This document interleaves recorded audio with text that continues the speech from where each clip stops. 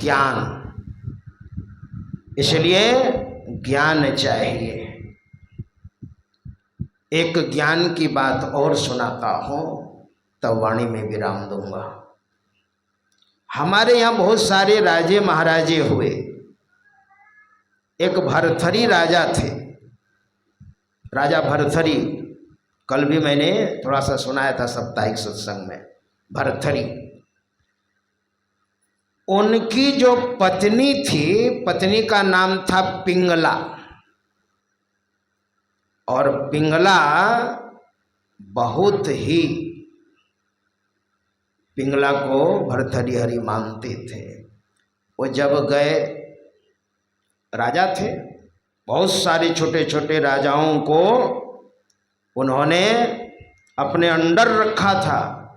भजन साधन के प्रताप से, अपना व्यवहार से बड़े राजा थे वो।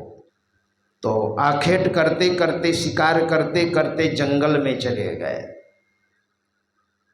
जंगल में जब चले गए तो एक महात्मा मिले, ध्यान कर रहे थे कुटिया में। उन्होंने कहा, आप कौन? कहा, मैं इस देश का राजा। उन्होंने एक अमर फल दिया, इसको आप खाइएगा महाराज, तो आप जवान बने रहिएगा और बढ़िया से प्रजा का पालन कीजिएगा। अपनी पत्नी से बहुत उनका स्नेह था, उस फल को लेते आए। सोचा हमारी पत्नी जवान बने रहे, तो पत्नी को पिंगला को दे दिया। लो, पिंगला को जब दे दिया तो पिंगला राजा भरथरी को नहीं मानते थे। उस राजा भरथरी के राज्य में, राजा भरथरी के अंडर जो घुड़साल के दारोगा थे, उससे उनका तादात्म्य था, उनसे उनका प्रेम था। तो उन्हीं को अमर फल दे दिया पिंगला ने। तो दारोगा ने, घुड़सवार के जो दारोगा थे, उसका ताल्लुकात उस समाज में, उस राज्य में एक कुल्टा थी, उसको दे दिया। और कुल्टा के हाथ में जब अमर फल आया तो कुल्टा ने सोचा, मेरी कोई जिंदगी है, ये घृणित जिंदगी, घिन आ गई है हमारी जिंदगी से, इसको खाऊंगी तो और मेरा समय बर्बाद होगा। इससे अच्छा राजा को मैं दे देती हूँ, राजा प्रजा का पालन करेंगे, स्वस्थ रहेंगे, जवान बने रहेंगे। वो अमर फल लेकर के पहुँच गई भरथरी के पास। भरथरी ने कहा, अरे ये अमर फल मेरे हाथ में। वैश्या से पूछा, ये अमर फल तुम्हारे पास कहाँ से आया? पहले तो नाम नहीं लिया, डांट लगाई। तो उसने कहा, हमको दारोगा ने दिया है, घुड़साल के, आपके जो घुड़साल के दारोगा उसने दिया। उससे डांट लगाई तो उसने कहा, हमको पिंगला ने दिया है। तब उनको बैराग हो गया। जहार और लागी आमी खाटी मोरिनुम सही तो सोंगे जावे नारे, बंगला में कहा है। उनको बैराग हो गया भरथरी को। बताओ ये कहां से कहां अमर फल दौड़ गया।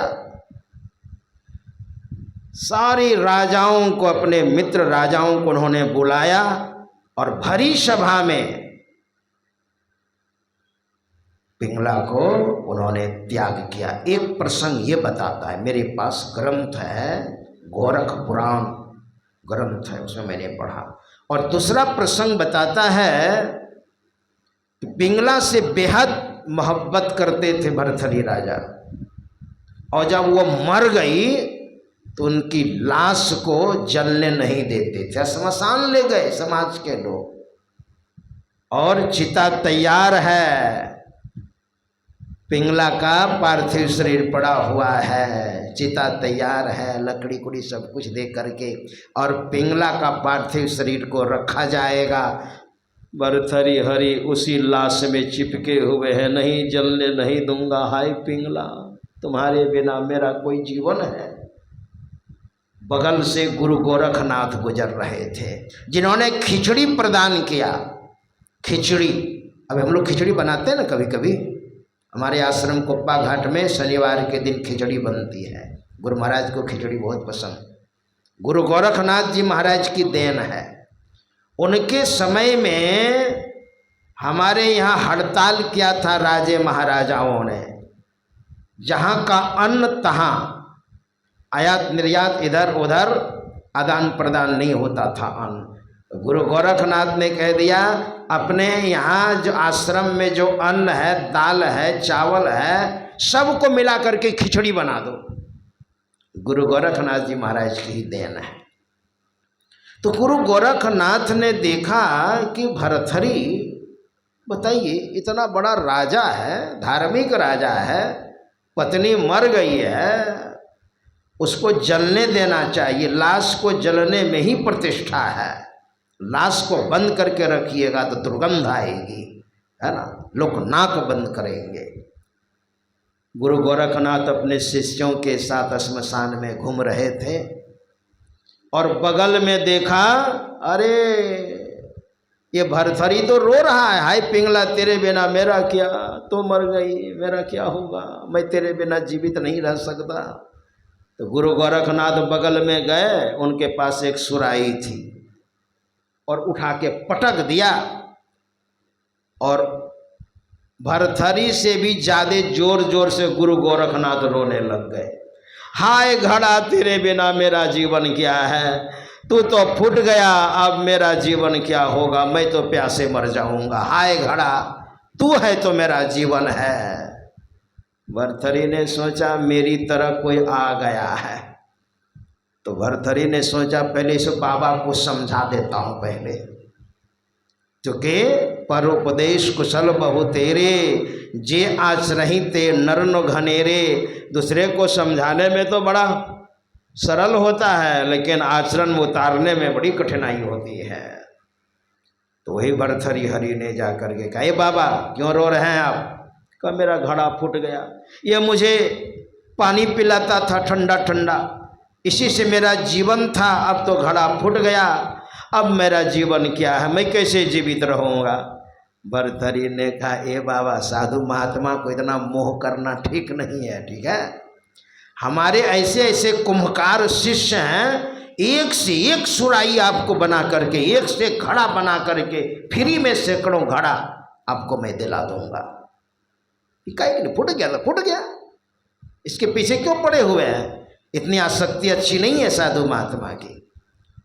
गुरु गोरखनाथ ने कहा ठीक ही कह रहे हैं ना, आप राजा हैं, ठीक ही कह रहे हैं, तो मेरी भी एक बात सुनिए। अरे आपकी पत्नी मर गई तो मर गई, मरना जीना तो उनके हाथ में है, मर गई तो मर गई, तो काहे के लिए चिपके हुए हैं लाश में? हाय पिंगला तेरे बिना मेरा क्या, मैं कैसे जीवित रहूँगा, तो मर गई, जलने दीजिए। तब ज्ञान हो गया भरथरी को, और ज्ञान हुआ, जलने दिया, और वहाँ से सीधे उज्जैन की गुफा चले गए। और उज्जैन की गुफा मैं देखा हूँ, उज्जैन में गुफा, और उस गुफा में जा कर के उसने कड़ी साधना की। इससे हमारे गुरुदेव ने कड़ी साधना की गुफा में। गोस्वामी तुलसीदास जी महाराज विंध्याचल पर्वत की गुफा में, हमारे गुरुदेव महर्षि आश्रम कुप्पा घाट में, वैसे ही भरथरी हरि ने उज्जैन की गुफा में साधना की। और जब ज्ञान प्राप्त हुआ तब वो लिखते हैं, भोगा न भुक्ता वयमेव भुक्ता, तपो न तप्ता वयमेव तप्ता, कालो न यातो वयमेव यातास, तृष्णा न जीर्णा वयमेव जीर्णा, भोगा न भुक्ता वयमेव भुक्ता। भोग को हमने नहीं भोगा, भोग ही हमको भोग लिया। भोगा न भुक्ता वयमेव भुक्ता, कालो न यातो वयमेव यातास, काल को हमने व्यतीत नहीं किया, काल ही हमें व्यतीत कर गया। तृष्णा बूढ़ी नहीं हुई, मैं बूढ़ा हो गया, है ना।